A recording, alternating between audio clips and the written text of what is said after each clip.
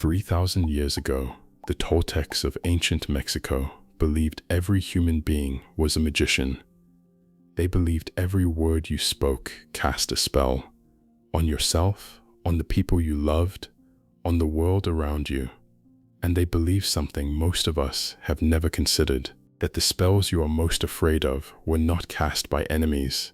They were cast by your mother, by your teacher, by the boy you loved when you were 16, and by the voice inside your own head that has never stopped repeating their words. In 1997, a former surgeon named Don Miguel Ruiz published a small book that almost nobody noticed.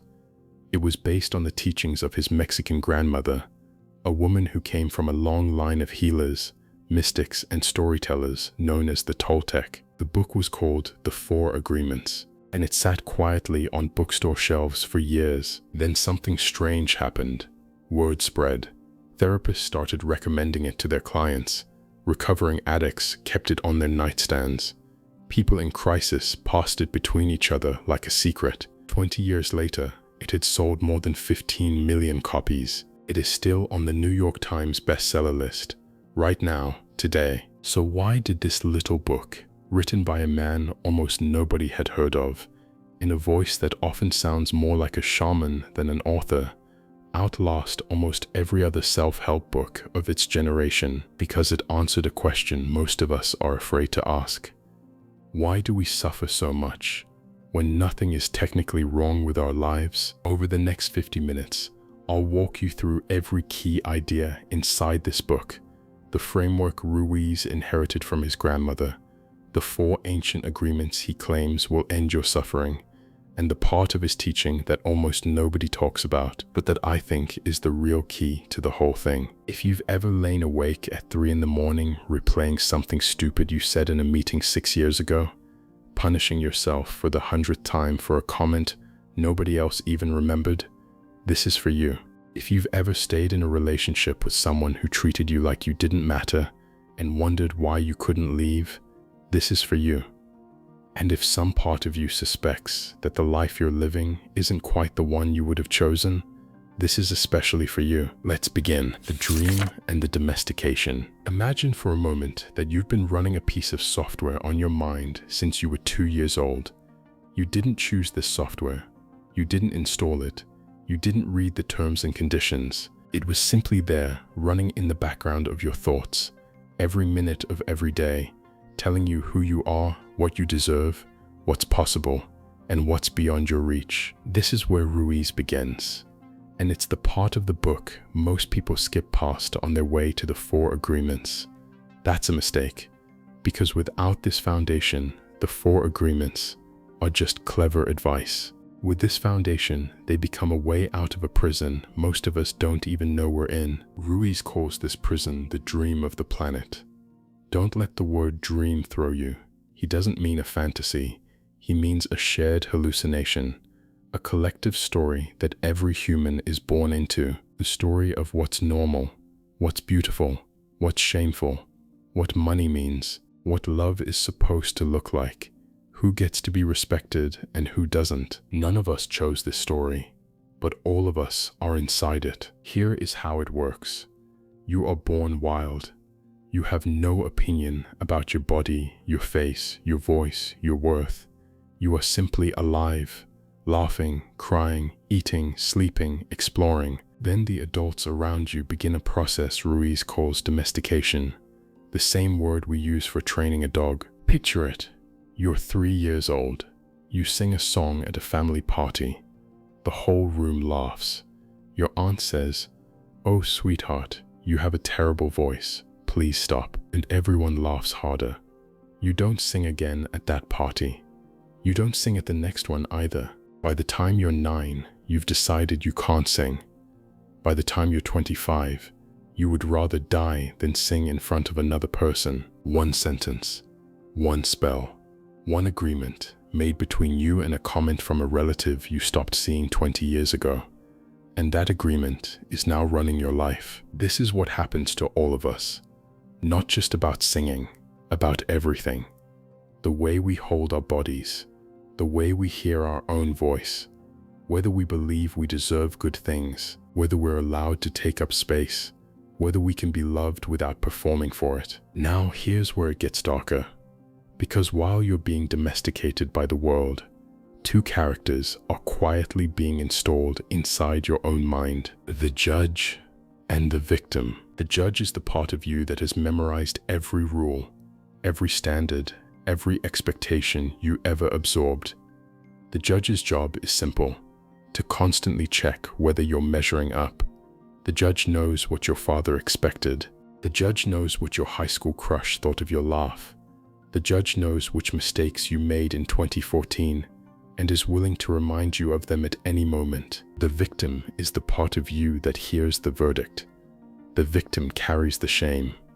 The victim is the voice that says, "I knew it. I knew I wasn't enough. I knew this would happen." The judge attacks. The victim takes the punishment. And between the two of them, they have you locked in a cycle that no one outside you can interrupt. Ruiz makes one observation about this cycle that, when I read it, stopped me cold. No human being on the planet abuses you more than you abuse yourself. Think about it. If a friend treated you the way you talk to yourself in your own head, would you stay friends with that person? If a partner said the things to you that you say to yourself when you make a mistake, would you stay in that relationship? And yet you live with that voice every single day. You can't leave. You can't divorce it. You can't move out. Ruiz says something even more uncomfortable. He says the amount of abuse you tolerate from other people is exactly equal to the amount of abuse you give yourself. If someone treats you a little worse than you treat yourself, you'll walk away from them. But if someone treats you a little better than you treat yourself, even if they're cruel by any objective standard, you'll stay forever if you have to. That's why people stay in relationships everyone around them can see are toxic. That's why people accept jobs that humiliate them. It's not weakness, it's not stupidity. It's a perfect mathematical match between the abuse outside them and the abuse inside them. So how do we get out? Ruiz says, and this is the heart of the entire book, that everything you call your personality, your patterns, your fears, your insecurities, is built from agreements you made with yourself. Some of those agreements were made when you were 3 years old, some when you were 13, some last Tuesday. Each agreement says, this is what I am, this is what I'm worth, this is what I can and cannot do. One agreement is not a problem, but you have thousands, and every one of them costs you energy to maintain.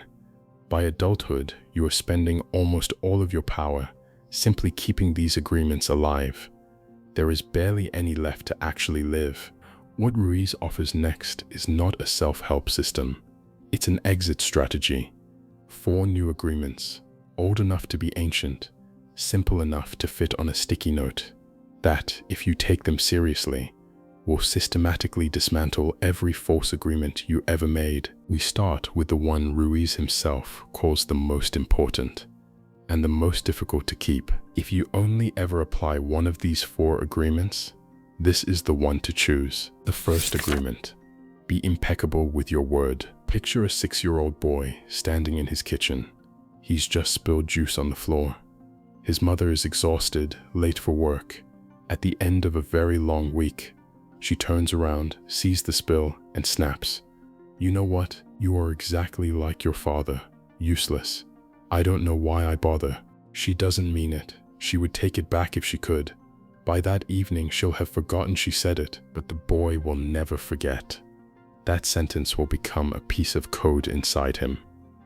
By the time he's 16, he'll be picking fights with teachers, because deep down, he's already decided he's useless, and he's just looking for proof. By the time he's 30, he'll sabotage his own marriage, because he expects to fail his wife the way his father failed his mother. One sentence, one bad day, 30 years of damage. This is what Ruiz means when he says every human is a magician. Not in a fairy tale sense, in a very literal, very dangerous sense. Words are not just sounds, words are seeds, and every mind they land in is fertile ground. So what does it mean to be impeccable with your word? The word impeccable comes from a Latin root meaning without sin. But before you tune that out, listen. Ruiz redefines sin in a way I find genuinely useful. He says a sin is anything you do against yourself. Anything. Self-criticism is a sin in this framework. Self-rejection is a sin. Telling yourself you're stupid for forgetting your keys is a sin. Being impeccable with your word means refusing to use words against yourself and refusing to use them as weapons against anyone else either. Now, you might be thinking, okay, that's nice, but I'm a kind person. I don't go around insulting people. I'm fine. But here's the question. Are you fine when you're alone in your car and that driver cuts you off and you mutter what an idiot they are? Are you fine when you're scrolling social media at midnight, judging strangers you've never met for their bodies, their relationships, their lives? Are you fine when you look in the mirror in the morning and the very first words your mind serves you are about your face? Most of us would never speak to another person the way we speak to ourselves. We've trained ourselves to call it honesty. Ruiz calls it black magic, and I think he's closer to the truth than we want to admit. He tells the story of seeing a friend's face one day and casually saying, "You know, you have the kind of color in your face that I see in people who are about to get sick." Imagine being told that by someone you trust. The seed lands. You start watching yourself for symptoms. You feel the tiredness you would have felt anyway, and now you know what it means. Within a year, Ruiz says, that person was sick, not because the curse was real, because the agreement was made. Every parent who ever told a child they were lazy, every teacher who ever told a student they weren't smart, every partner who ever said, "You'll never find anyone better than me," every internet troll who ever told a young woman she was ugly, each of them magicians, casting spells, some of them on purpose, most of them by accident. And here is the part that should keep you up at night. You are doing the same thing every day to the people around you and to yourself. But Ruiz isn't trying to make you feel guilty. He's trying to give you back power. Because here's the other side of being a magician. If your word can curse, your word can also bless. If you can plant a seed of fear in someone, you can plant a seed of love. If you can tell a child they're worthless, you can also tell them they're capable of anything. If you can spend 20 years calling yourself stupid in the privacy of your own head, you can also spend 20 years calling yourself strong. So what does this look like in practice? A few things. First, and this is the hardest one, stop gossiping. Ruiz is direct about this. He says gossip is the lowest form of word use, not because of some moral rule, but because gossip is how we transfer poison from one person to another. You spend an hour at lunch tearing apart a coworker, and you walk away thinking you bonded with the person you were eating with. But what actually happened? You both spent your energy reinforcing the worst possible interpretation of someone else's life. And worse, your subconscious took notes on how cruel you're capable of being. You become what you talk about. There is no exception to this. Second, listen to how you talk about yourself, out loud and inside your own head. The next time you make a mistake, listen to the first thing your mind says. It's almost certainly not, "I'll figure this out." It's almost certainly something closer to, "What is wrong with me? Why am I like this? I always do this." That sentence is a spell. You are casting it on yourself, and you've cast it so many times that you can no longer hear how harsh it sounds. Picture this. Tomorrow morning, you spill coffee on your shirt before a meeting. The old you snaps internally. Of course I did this. I'm such an idiot." But what if, just once, you stopped? What if instead you said, "That's a shame. I'll change it. I'm okay." Same event, same coffee, same shirt. But now the seed you planted in your mind is one of self-acceptance instead of self-attack. Do that 100 times for 1,000 days in a row, and you will become a different person. That's not theory. That's how every habit you've ever built has formed. The third application, and Ruiz spends very little time on this, but I think it matters most, is to stop lying, especially the small ones, especially to yourself. The little story you tell yourself about why you didn't go to the gym this week, the reason you give for not calling your mother, the justifications you build for the relationship that everyone in your life can see is hurting you. Each lie is a tiny crack in your own integrity, and the cumulative effect of 1,000 small lies is a person who no longer trusts the sound of their own voice. If you only ever take one thing from this entire book, let it be this: you are speaking every day into the most powerful instrument you will ever own, your own mind. Speak to it the way you would speak to a child you love. That alone will change everything. So if the first agreement is to be careful what you say, the second agreement is just as radical. And honestly, even harder. The second agreement: don't take anything personally. Let me try something. I want you to think about the last time you felt genuinely insulted by another human being. Maybe it was yesterday. Maybe it was a comment from a coworker, a look from a stranger, a passive-aggressive text from someone in your family. Whatever it was, bring it to mind right now. Now I want you to consider something uncomfortable. That comment, that look, that text, it was never about you. It only landed inside you because of who you already were before it arrived. Ruiz tells a story about himself that I want you to hear in his own framing. He says, when people meet him and they're happy, they say, "Miguel, you are an angel, you are wonderful." And when those same people are angry with him, they say, "Miguel, you are a devil, you are disgusting." Same person, same Miguel, same exact human being. The only thing that changed was the mood of the person looking at him. So why, he asks, would he take either one personally? The angel comment isn't about him, the devil comment isn't about him. Both of them are about whatever was happening inside the other person at the moment they spoke. This sounds simple when you read it on a page. It is not simple to live, because every nervous system on the planet, including yours, is wired to take things personally. Someone frowns at you in a meeting and your brain immediately starts running the simulation. What did I say? What did I do? Why are they upset with me? But Ruiz is asking you to consider a possibility you've probably never seriously entertained. What if their frown had nothing to do with you? What if they got bad news that morning? What if their back hurts? What if they had a fight with their partner before work and they're still replaying it? What if they barely registered your face at all and the expression you saw was just the expression their face makes when they're thinking about their grocery list? You have built an entire emotional response on top of a piece of information you didn't actually have. And here's the thing, you do this every single day. Picture this. You're driving home from work. The lane next to you opens up and a car cuts you off without signaling. Immediately your blood pressure spikes, your jaw clenches, you start narrating an entire story about the driver. They're entitled, they're selfish, they think they're better than everyone. What a piece of work. And you carry that anger with you for the next 20 minutes. By the time you get home, you're snapping at your kids over something that has nothing to do with them. Now consider what actually happened. A stranger you will never meet again, in a car you will not remember by tomorrow, made a single driving decision that probably had nothing to do with you.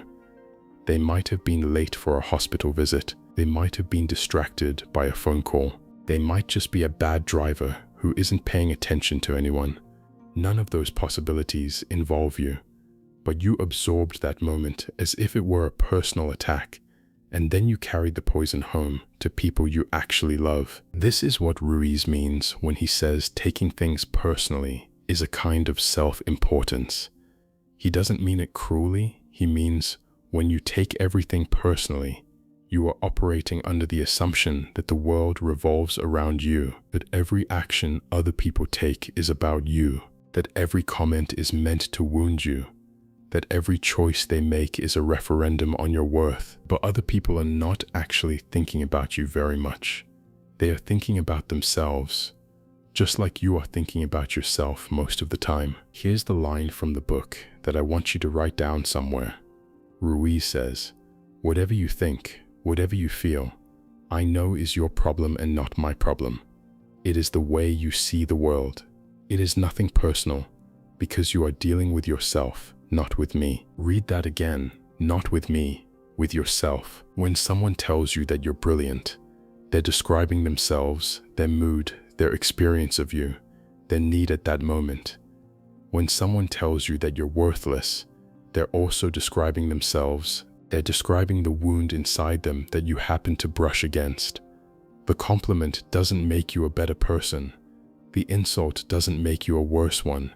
Neither one is information about you. Both of them are information about the person speaking. If you can sit with that idea, really sit with it, something extraordinary happens. The world goes quiet. Not because people stop being cruel. People will always be cruel sometimes, but because their cruelty stops landing inside you. The poison doesn't have a place to stick anymore. Ruiz says, and this is one of the strongest claims in the book, if you can master this one agreement, nothing in the entire world can put you back into hell. People can gossip about you and you'll be immune. People can intentionally try to wound you and you'll watch the wound bounce off. The whole world can disapprove of you and you'll keep walking, because the only thing that ever made other people's words painful was your willingness to receive them as truth. But here's the part most people miss when they apply this agreement. It doesn't only protect you from criticism, it also frees you from compliments. If you stop taking the cruelty personally, you also have to stop taking the praise personally. You can't have one without the other. The same wall that keeps the insult out keeps the flattery out too. And honestly, that's the harder one to give up. Most of us are addicted to praise. We need it to know we're okay. We need it to confirm we're good. We need it to feel real. But if your sense of being okay depends on someone else telling you you're okay, you have built your foundation on something you don't control. And the day they stop telling you, the foundation collapses. So what does this look like in practice? It looks like this. The next time someone in your life says something hurtful, before you react, ask yourself one question. What is happening inside them right now that made those words come out of their mouth? Maybe your mother is critical of how you raise your kids. The old reaction is to feel attacked, to argue, to defend, to slam the door. The new reaction is to pause and recognize, my mother grew up being criticized for how she raised her own kids. She is passing along the only template she has. Her words are about her, not about me. You don't have to agree with the criticism. You don't have to keep spending time with the person. You don't have to pretend it didn't happen. You just have to stop letting their words rewrite the story you tell yourself about who you are. Ruiz says one more thing about this agreement that I think is the deepest part of the whole book. He says, even your own thoughts about yourself are not necessarily true. The voice inside your head telling you you're not enough, it's not coming from some objective source. It's coming from agreements you made with the world a long time ago. You don't have to take your own thoughts personally either. Sit with that for a moment. The voice in your head that is hardest on you, you don't even have to take that one personally. It's just a voice. It's not the truth. It's not your essence. It's just 1,000 old agreements still running in the background. You can listen to that voice, and then you can choose gently not to believe it. That is freedom. The third agreement. Don't make assumptions. Picture this scene. You're walking through a shopping mall. It's a Saturday afternoon. You see someone across the food court. Attractive, your type. Exactly the kind of person you've been hoping to meet. They glance up. They catch your eye. They smile. And then they walk away. What happens next inside your mind? If you're like most humans, by the time you get to the parking lot, you have already constructed an entire relationship with that stranger. You imagine running into them again next weekend. You imagine the conversation. You imagine the first date. You imagine telling your friends. By the time you're driving home, you're 3 months into a relationship with a person whose name you don't know. Then a week passes. You go back to the same mall, hoping to see them again. They're not there. You go back the next week. They're not there. By the 3rd week, you have invented a story about why. They moved away. They have a partner. They're avoiding you. You feel hurt. You feel rejected by a person you have never spoken to a single word with. This is what Ruiz means when he says we make assumptions about everything. And the problem isn't just that we make them. The problem is that we believe them completely, as if they were facts. And here is where it gets really expensive. Because we don't only do this with strangers in malls, we do it with the people closest to us, constantly, about everything that matters. A husband comes home from work on a Tuesday evening. He walks into the kitchen. His wife is standing at the counter, slamming dishes around, refusing to look at him. She is furious. He doesn't know why. He asks. She says, "If you don't know, I'm not going to tell you." Now what's actually happening here? 2 people, both intelligent, both well-meaning, both probably in love with each other, locked in a conflict that has nothing to do with the real world. The wife is angry because she made an assumption. She assumed her husband knew what she wanted today. She assumed he should have remembered something. She assumed that if he really loved her, he would have known. The husband is confused because he is also operating on assumptions. He's assuming she's being unreasonable. He's assuming this is going to ruin the night. He's assuming she's mad at him for some recent failure he can't identify. Neither of them is asking the only question that would solve this. What is actually going on for you right now? Ruiz says, and I think this might be the most important sentence in the whole book, almost all human suffering and almost all human conflict comes from making assumptions and taking them personally. Read that one twice. Almost all human suffering, almost all human conflict comes from these 2 patterns running together. Why do we do this? Ruiz says, it's because the human mind cannot stand uncertainty. We need an answer to every question, even when we don't have the information to answer it. So we fill in the gaps, we invent, we assume, and then, here's the worst part, we forget that we made it up. We start treating our assumption as fact. We defend it. We get angry when other people don't accept it. We blow up relationships defending guesses we never bothered to verify. How many fights have you had with someone you love that started with an assumption you never checked? Your friend hasn't texted you in 2 weeks. The old assumption, they're mad at me, I must have done something wrong, I'm a bad friend. The new approach, pick up the phone and ask. The truth might be that they're going through something. The truth might be that they lost their phone. The truth might be a dozen things that have nothing to do with you. But you'll never know unless you ask. Your partner seems distant tonight. The old assumption, they're losing interest in me. The relationship is dying. I should brace myself for the worst. The new approach, say out loud, you seem far away tonight. What's going on? The truth might be that work is hard right now. The truth might be that they're worried about a parent. The truth might be that they're tired in a way that has nothing to do with you. In every single case, the assumption costs you. The question costs you nothing. Ruiz makes an even sharper point about one specific kind of assumption. The assumption that other people see the world the way you do. He says this is the biggest assumption humans make, and almost every relationship struggles under its weight. You assume your partner experiences love the way you experience love. You assume your friends feel cared for by the same gestures that make you feel cared for. You assume the things that hurt you would hurt them. You assume the things that don't bother you don't bother them. None of this is true. Every human is walking around with their own private operating system. Every one of them shaped by a different childhood, a different language, a different set of agreements. The miracle isn't that we sometimes misunderstand each other. The miracle is that we ever understand each other at all. So how do we live the third agreement in practice? It comes down to 2 skills, and they are both genuinely difficult. First, ask questions. Real questions. Curious questions. not loaded ones, not tests, not fishing expeditions, just clean, open requests for information. What did you mean by that? How did that land for you? What do you actually want right now?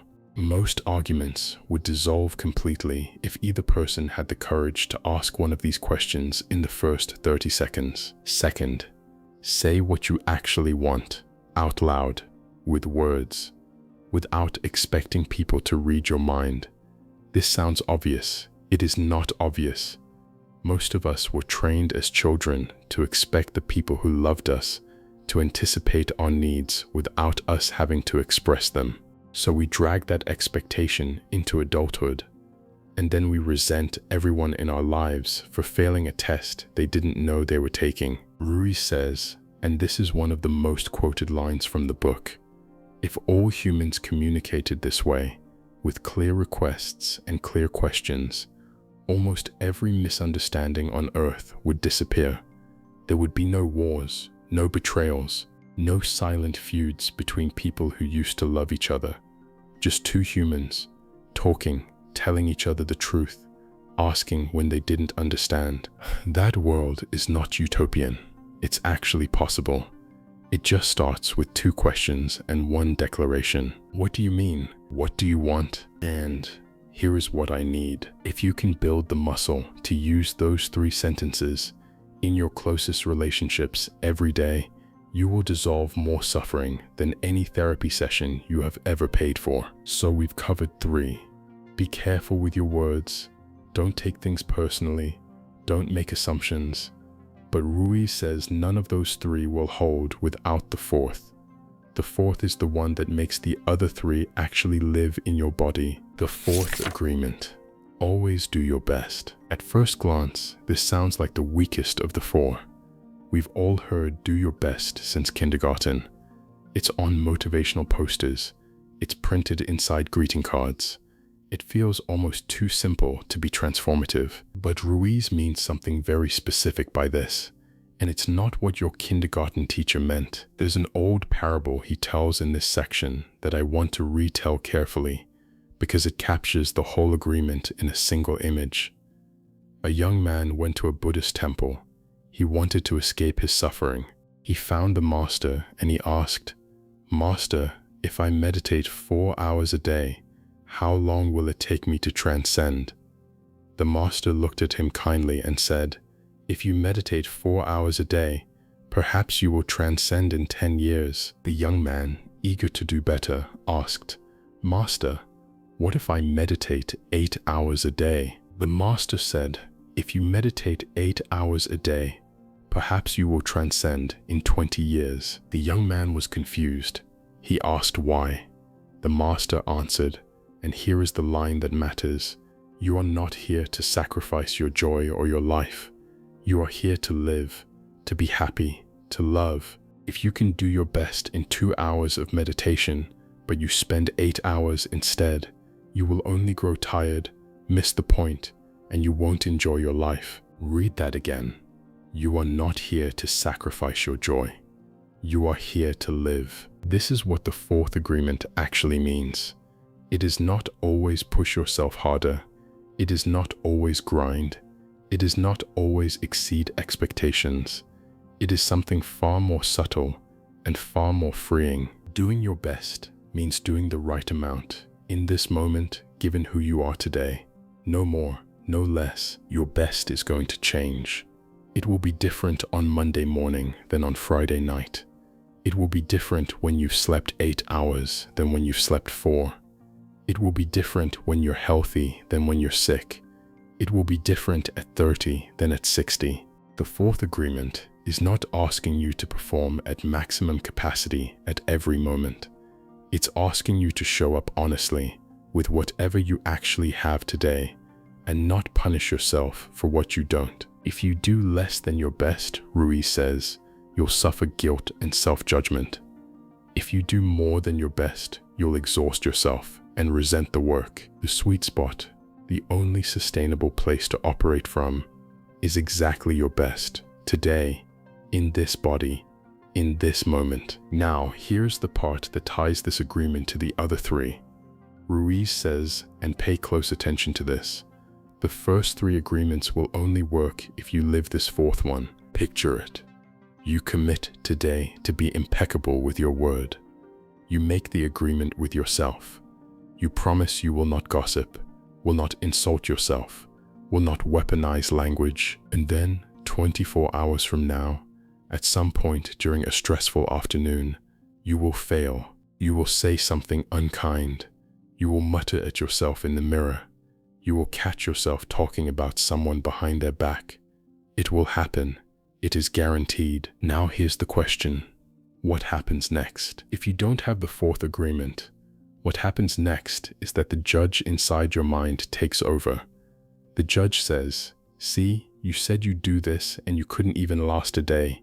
You're hopeless. You'll never change. The victim agrees. You feel ashamed. You give up. You decide the whole experiment was naive. And by the end of the week, you're back exactly where you started. But if you have the 4th agreement, something different happens. You notice the slip. You acknowledge it. You don't justify it, but you also don't punish yourself for it. You simply say, okay, that was not impeccable. Tomorrow I'll do my best again. And you keep going. This is the difference between people who change their lives and people who don't. It's not willpower. It's not discipline. It's the willingness to keep showing up imperfectly, day after day, without using your own failures as evidence against yourself. Ruiz says it directly. Practice makes the master, not perfection. Practice. You learn to walk by falling. You learn to drive by stalling.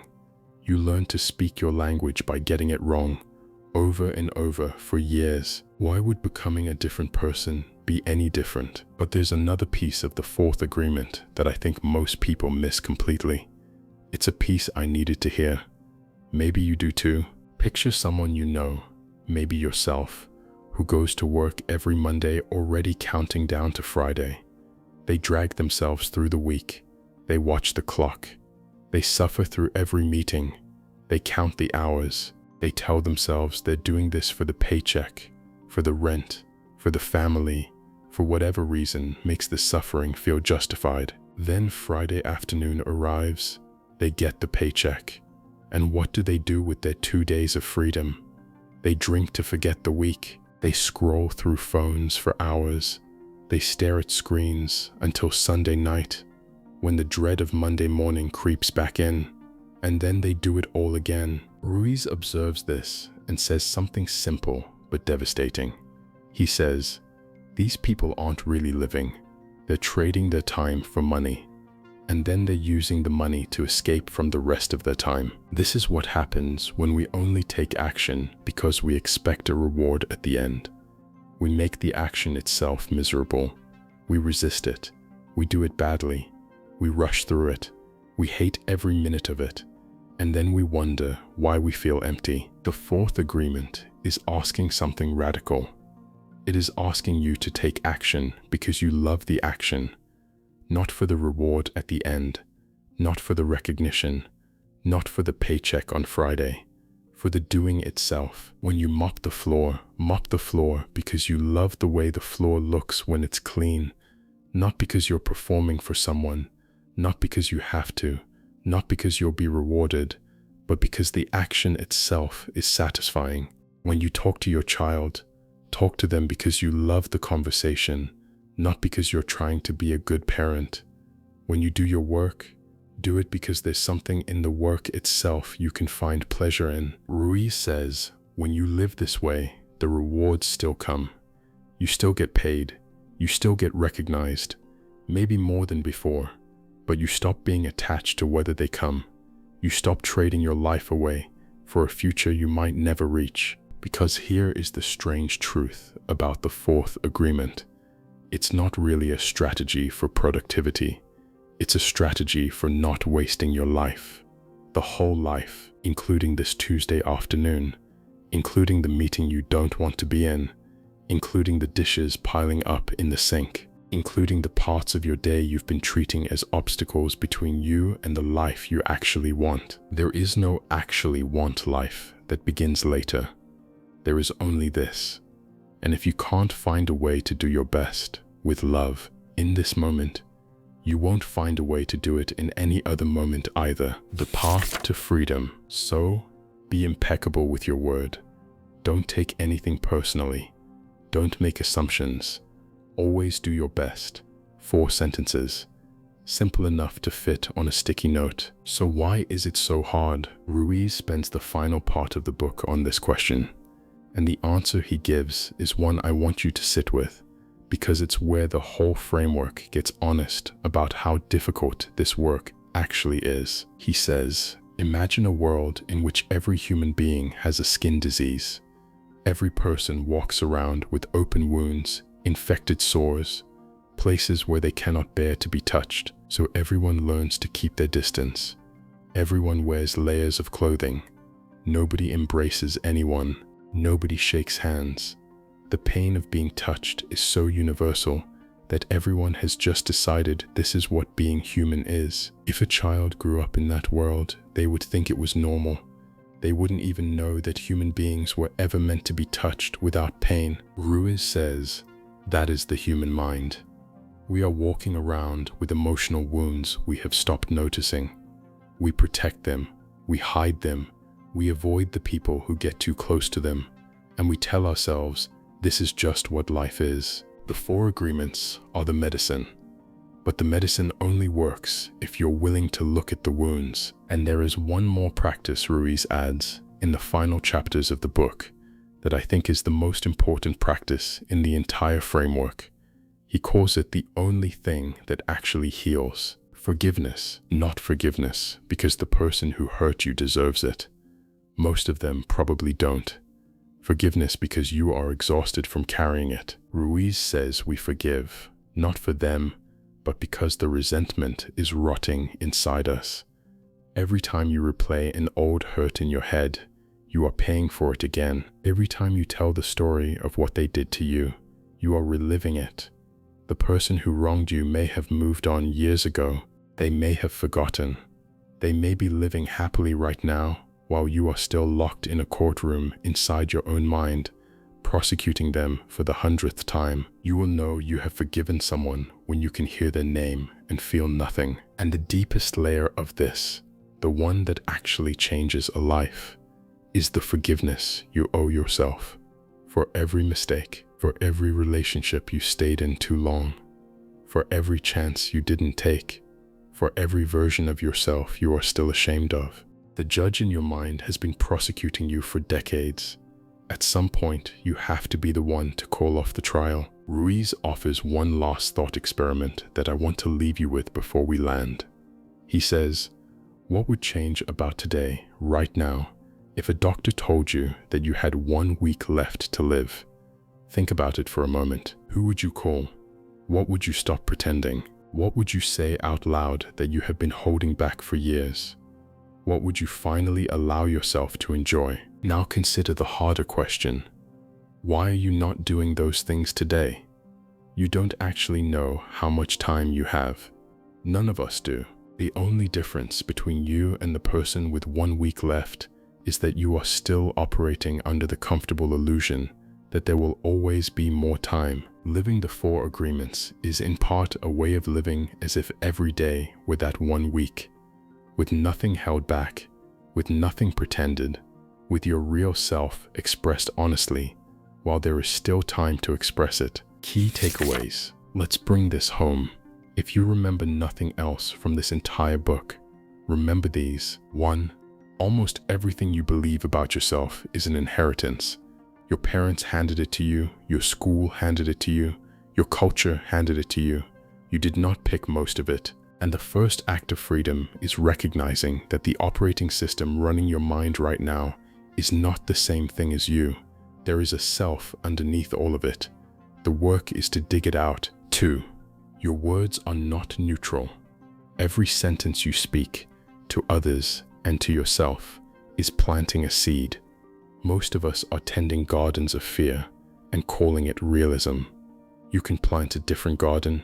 You just have to start watching what you say, especially when you think no one is listening, and especially in the privacy of your own mind. 3.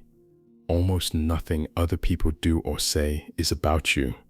The cruelty is about them. The praise is about them. The neglect is about them. The compliments are about them. When you stop placing yourself at the center of everyone else's behavior, you stop being injured by behavior that was never aimed at you in the first place. 4. Your assumptions are killing your relationships. Every argument you've ever had that started with, "You should have known," or "I thought you understood," or "I assumed you would," every one of them was preventable. Real love communicates. Real love asks. Real love says, "This is what I need." The relationships that survive a lifetime are the ones built by people who refuse to make each other read minds. 5. Your best today is enough. Not your best from 5 years ago. Not your best on your most caffeinated, rested, motivated morning. The best you can offer right now, with the energy you have, in the body you're in. That's what the 4th agreement is asking for, and nothing more. 6. And this is the one I want you to carry with you the longest. You cannot keep these agreements perfectly. You will fail. You will catch yourself gossiping. You will catch yourself spiraling over a comment from someone who probably didn't mean it. You will catch yourself making assumptions. You will catch yourself phoning it in on a Tuesday afternoon. Every single time, the work is the same. Notice, acknowledge, begin again without punishing yourself for the failure. The agreements are not a test you pass once. They are a practice you return to every day for the rest of your life. 7. Forgiveness is not optional. Not because the people who hurt you have earned it, because you cannot carry it any further. Whatever happened to you, the cost of remembering it forever is higher than the cost of letting it go. You can let it go without forgetting. You can forgive without saying it out loud to anyone. You can simply, quietly, release the grip your mind has on a story it has been holding for years. And in that release, you free up the energy to actually live. 8. The dream you are living is not the only one available to you. You can choose at any moment to begin building a different one, not in some distant future when conditions are perfect. Now, with this conversation, with this evening, with the very next words that come out of your mouth. Closing. Remember the scene I asked you to picture at the beginning. 3 in the morning, awake in the dark, replaying something stupid you said in a meeting 6 years ago, punishing yourself for the 100th time for a comment that no one else even remembered. That moment is not who you are. That moment is the judge, doing what the judge was trained to do, by people who trained you a long time ago, to expect this kind of treatment from yourself. The judge will probably visit you again tonight, and tomorrow night, and next week. But once you have the 4 agreements, once you really have them in your body, not just in your head, you'll start to recognize the judge as a voice, not as the truth, not as you, just a voice, a loud one, an old one that doesn't have to keep running your life. So here is the question I want to leave you with. The honest one, not the rhetorical one. Of the 4, be impeccable with your word. Don't take anything personally. Don't make assumptions. Always do your best. Which one, if you actually started practicing it tomorrow, would change your life the most? Which one have you been avoiding? Which one does the judge in your head desperately not want you to take seriously? Sit with that question. The answer will tell you exactly where to begin. If you'd like to read the 4 agreements yourself, I genuinely recommend it. It's short. You can read it in an afternoon. The book is on Amazon and the audiobook is on Audible. Links are in the description. Both are read in a way that does justice to Rui's voice, which has a quality on the page that summary alone cannot quite capture. If this video gave you something you needed today, consider subscribing. We do this every week, taking the books most people mean to read but never get around to, and making sure the ideas inside them actually reach you, one book at a time. Until next time, take care of your words. They are building the world inside you, and you are the only one who gets to live there.